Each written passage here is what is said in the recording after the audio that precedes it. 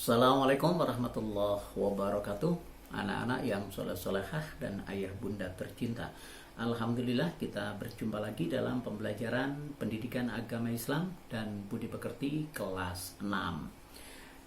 Sekarang kita udah sampai di pelajaran kelima, yaitu tentang keteladanan Rasulullah SAW dan sahabatnya. Ya, pembelajaran kita bagi menjadi dua, ya, keteladanan Rasulullah dan keteladanan sahabat Rasulullah.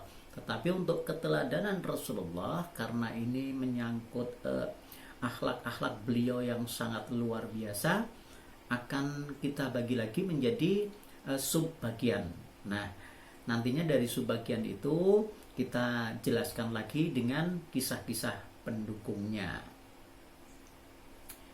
Setelah kita belajar tentang keteladanan Rasulullah dan para sahabatnya, nanti kita memiliki sikap fatonah sebagai implementasi dari pemahaman kisah Nabi Muhammad SAW.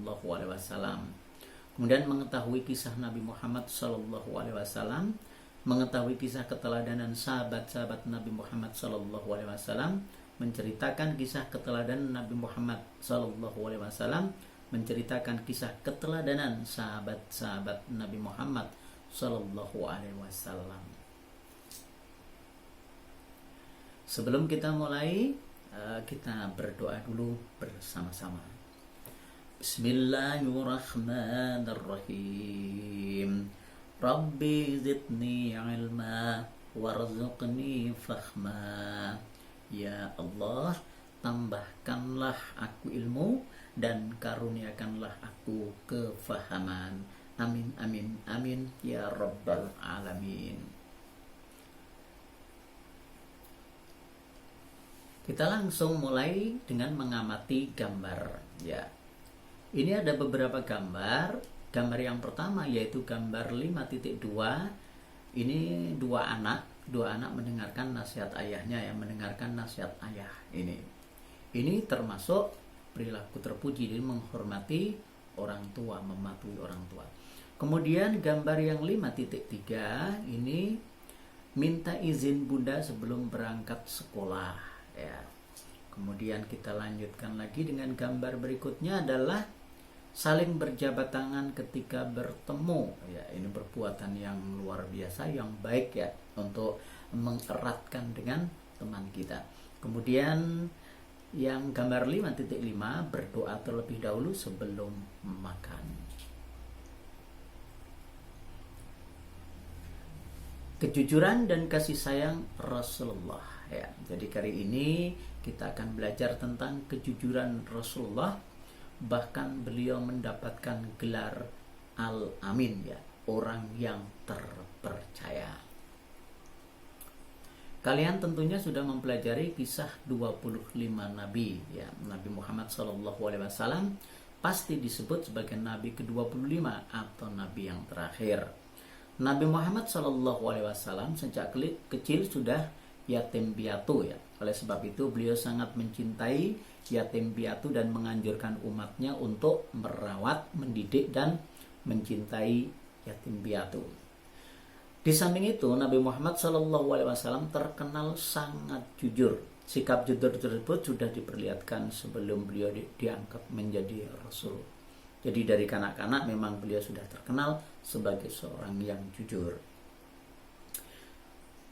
Pada usia remaja, beliau diminta bantuan oleh pamannya untuk membawa barang dagangan Siti Khadijah binti Khuwailid, ini yang kemudian menjadi istri beliau, yang kaya dan dihormati di kota Mekah. Ini kejujuran beliau dalam berdagang dan itu tidak diragukan lagi. Kemudian pada usia 35 tahun Nabi Muhammad SAW bersama-sama dengan orang-orang Quraisy untuk memperbaiki Ka'bah. Muhammad SAW pada waktu itu membuat keputusan Hajar Aswad atau batu hitam di tempatnya. Secara bersama-sama beliau saat itu terkenal di antara kaumnya dengan sifat yang terpuji. Para sahabat dan pengikutnya sangat menghormati dan mencintai beliau, sehingga beliau diberi gelar Al-Amin, artinya orang yang dapat dipercaya.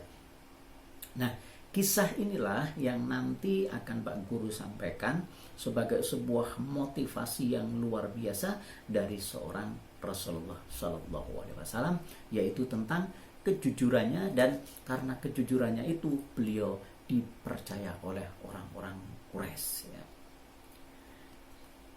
Kemudian mari kita teladani sifat jujur Nabi Muhammad SAW dalam kehidupan sehari-hari. Misalnya jika orang tua kita minta bantuan untuk membeli sabun mandi di warung, ada sisa uang pengembalian, ada sisa uang pembelian harus dikembalikan kepada orang tua.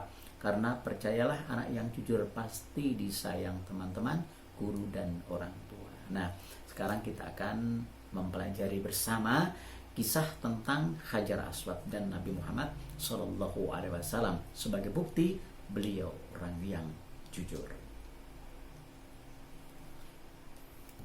Ketika beliau Shallallahu Alaihi Wasallam berusia 35 tahun, kabilah Quraisy pernah bertengkar, bahkan hampir perang dahsyat saat merenovasi Ka'bah. Mereka bertikai saat akan meletakkan Hajar Aswad. Ya, Hajar Aswad itu batu hitam yang menjadi ikon Ka'bah, ya. Sebuah batu yang diyakini berasal dari surga. Pertama kali ditemukan oleh Nabi Ismail dan meletakkannya adalah Nabi Ibrahim. Dulunya batu itu memiliki sinar yang terang dan dapat menerangi seluruh jazirah Arab. Anak-anak yang soleh-solehah, Syekh Safiur Rahman Al-Mubarakfuri dalam kitabnya Ar-Rahiqul Maktum menceritakan ketika 5 tahun sebelum beliau diutus menjadi Rasulullah, kondisi Ka'bah hanyalah berupa tumpukan batu-batu berukuran di atas tinggi badan manusia. Ya, tidak begitu tinggi berarti, yaitu setinggi 9 hasta di masa Nabi Ismail alaihissalam, dan tidak memiliki atap.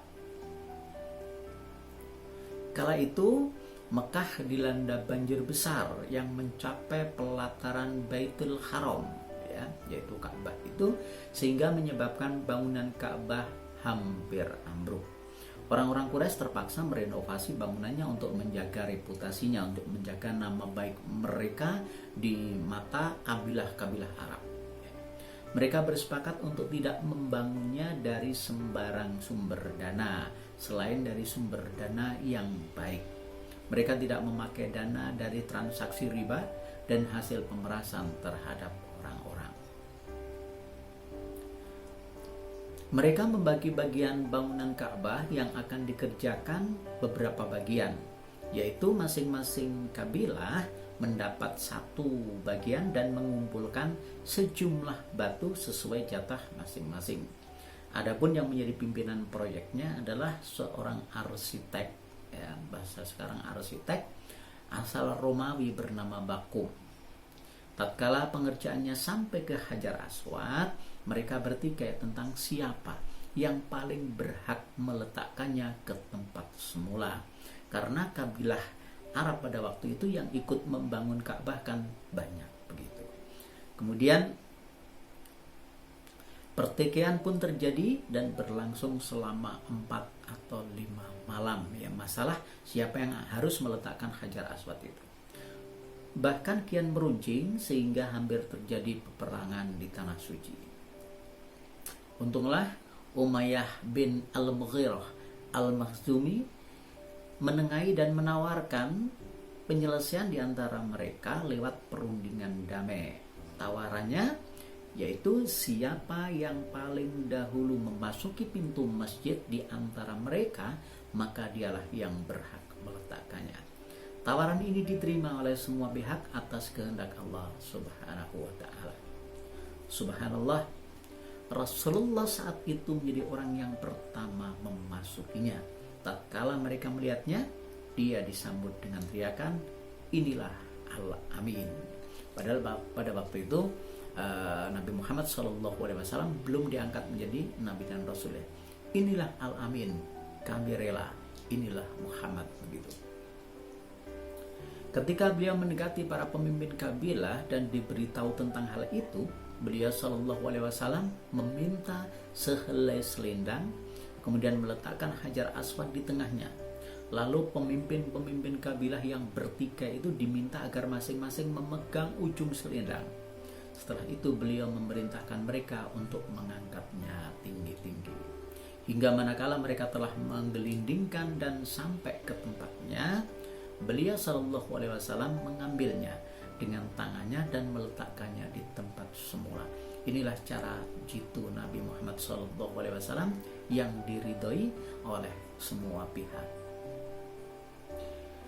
Demikian kisah tentang Nabi Muhammad SAW dan Hajar Aswad yang menunjukkan bahwa beliau adalah seorang yang jujur, seorang yang amarah, seorang al-amin yang sangat disegani, dihormati oleh orang-orang Arab pada waktu itu, bahkan sebelum beliau diangkat menjadi seorang Nabi dan Rasul. Kisah berikutnya kita teruskan pada video selanjutnya. Alhamdulillahirrabbilalamin. Semoga kita menjadi generasi yang soleh-solehah. Assalamualaikum warahmatullahi wabarakatuh.